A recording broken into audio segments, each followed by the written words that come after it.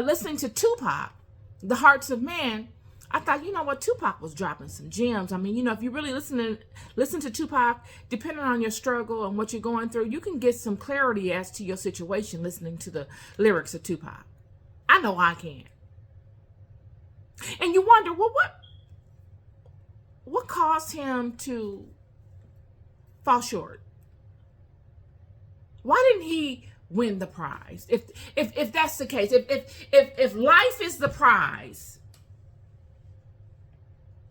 why wasn't he the victor? Why didn't he overcome that? And it occurred to me what I knew all along.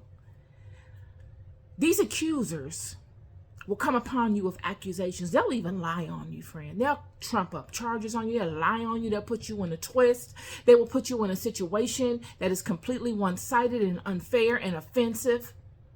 And they'll know it. It'll be designed to be that way. All to get you out of balance. All to get you in a reactionary state so that you go down to their level. And in going down to their level, you begin playing their little scheme, their little game. And in playing their game, you forfeit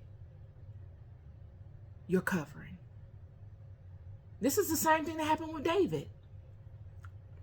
Saul was hunting David for his own personal reasons. David didn't even know why. He was an innocent man, didn't do nothing. He had every right to be offended. He had every right to be resentful. He had every right to attack Saul. He had the might to do it. He had the courage to do it. He had the army. He didn't even need an army. He had the wherewithal mentally to do it. And the hardest struggle David experienced was staying in alignment and controlling himself. Controlling his emotions. I'm telling you, when I was a young girl, I was raised by my dad, y'all. One thing my dad made sure I was able to do was to be able to control my emotions. My dad would tell me time and time again, if people can control you emotionally, they'll ruin you. You've got to be able to control yourself. You can't be led by your emotions. Because I was very emotional when I was young. He said, when people control you emotionally, you lose. And I used to wonder, why does he always tell me? It was the hardest struggle for me was to not allow myself to get emotionally blown back and forth by other people and their stuff. And now I see it. It's the biggest gift of my life. To be able to step back while all chaos is popping off and to look at a thing logically, to separate myself from my emotional self. And to see it for what it is. Not for what I want it to be, not for what I hope, but for what it is. And most importantly, not allow it to draw me in and control me. Because that's what these accusers are doing. They're looking to draw you in. Like a black hole. I was reading something the other day about a black hole. And how when a black hole comes upon you, it has so much power that its opening, its force just magnetizes you into it. And I know many of you have experienced these black hole situations where you could focus your attention on something and it's like a black hole. It just draws you into it.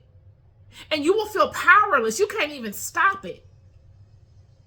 If you focus on it so much, it will just drag you directly into it without you even being able to stop it. But then when you become wise in it and you're able to observe it, you'll be able to observe that you can feel the magnetism of it looking to pull you in its initial effects will look to pull you. But if you are light enough and vibrating high enough, you can immediately remove yourself from its power. When I look at the situations, I'm going to use Tupac as an example. When he did The Hearts of Men and all his music, I love it. Could it have been that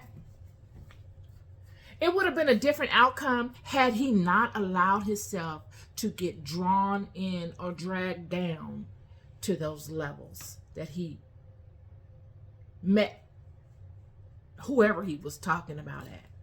What if he allowed himself, what if he was knowledgeable enough to vibrate higher? What could they have accused him of? Like Enoch. Your life resume matters. Your life resume matters, friend. The things you do in your life that make up the body of your life resume matter. Now, I'm not going to sit here and say that, you got to live a perfect life and you can't make any mistakes. That's ridiculous. But do your good outweigh your bad? And a lot of times it has to do with intention. A lot of times it has to do with the spirit of intention. And that's the reason for this podcast today, is just to drop a gem on you to let you know that these accusers in life are no different than the accusers in heaven. They're in heaven too. They're accusing Enoch. They're accusing God. God has Enoch in heaven just so that he could buffer a potential accusation if it ever comes to one. He has Enoch there to say, I have a witness to what has been going on. And this witness has lived a life that is worthy of being here.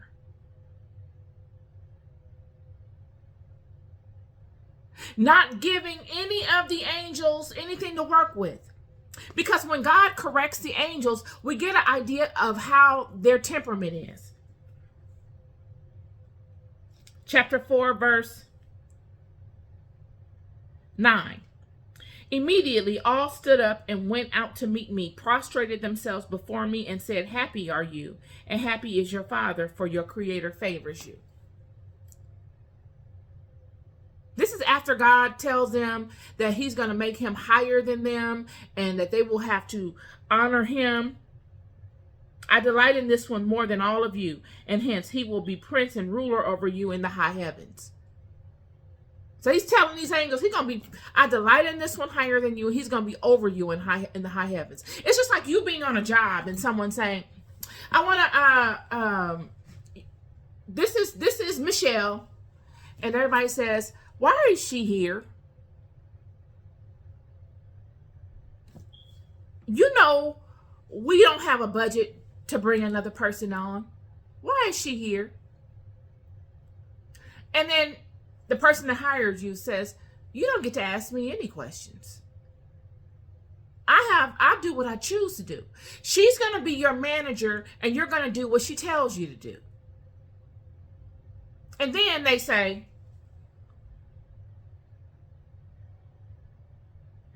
and then immediately they all stood up and went out to meet me, prostrated themselves before me, and said, Happy are you, and happy is your Father, for your Creator favors you. They don't say, oh, we're so happy to meet you. We're so happy you're here. They're not lying. They don't lie. They say, happy are you, and happy is your Father, for your Creator favors you. And they leave. And what would you feel? It depends on how you feel about yourself. Would you be afraid and say, oh my God, I gotta go. These people are more than me. And they're angry. I need to go make them my friends. Because it should be obvious that they're angry. That's an arrogant stance that they took. It's kind of like, okay, yeah, we're going to act like it's cool, but it's not cool. Or would you say to yourself, okay, I can put a face to a name and a face to a situation and a face to a personality. I've learned something valuable about these people. They're going to be a problem. I need to focus and meditate my mind on ways that I can overcome them Do you see yourself capable of doing that or the other? Because that's really where it's at. Either you're going to bow to them or you're going to swim in their waters as if you are one of them, or as if you are the one that they need to regard in some way. Are you going to rise to the title that God has given you as a ruler of them? God openly spoke that they will bow to Enoch and that he will rule over them. And they're coming like the serpent did in the beginning. They never lowered their expectation of themselves. They never lowered their regard of themselves.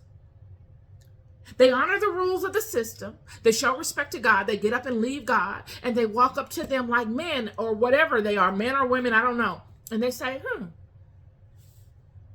happy are you, and happy is your Father, for God, your Creator, favors you. And then they leave. And they leave in confidence, because that's a confident statement. So you can confidently expect them to confidently create another stumbling block. Do you become fearful that you cannot overcome their stumbling block? Or do you confidently move forward and confidently create avenues and ways for you to stand in the role that God has ordained you to stand in? Well, friend, all of these questions only are answered by what you've done before that time comes to pass. What do you have within you at that moment? Goes back to what I was talking about yesterday, and last week, about what have you been doing your whole life? When God puts you on the stage, or when God shines a light on you, are you able to produce? Or are you just going to take up noise and take up space by making noise? What kind of waves are you creating? Are your waves useful? Are they lasting? Or are you just here to entertain people? Creating drama or becoming a problem? Are you a solution? Are you able to offer up something useful? Are you just out here tap dancing and all that kind of stuff? This is it. Because all of the accusations that Enoch would experience, this is just one. I can go on throughout the book of 3rd Enoch onto others. He's constantly being accused by these angels. So much so that God has to take him up finally into the heavens permanently. Because none of these accusers were able to catch him up in his scheme, in their scheme. He wasn't playing their game. All the little rocks they would throw at him, all the accusations and lies that they were telling on him, he never allowed to get him caught up emotionally. They could never get him in a reactionary state that transgressed the will of God. Sure, he was upset by it. Sure, he probably wanted to right the wrong. There's nothing wrong with that. But to bring him down to the level of making him feel like he wanted to fight with them, they could never get him there. So all their actions further convicted them. All the actions that they took against him further condemned them, convicted them. And all his actions did nothing but solidify in God that he made a good decision.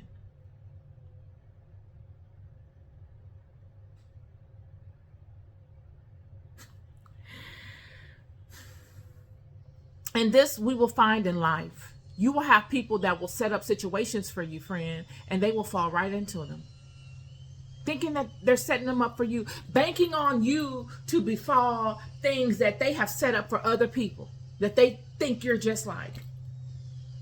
And you don't befall them.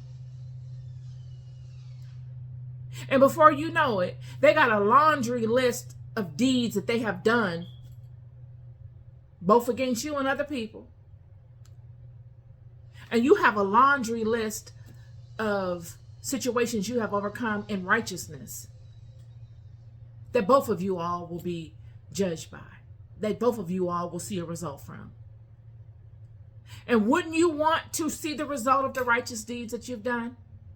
Or would you want to be the one seeing the results of the unrighteous, wicked deeds that you've done?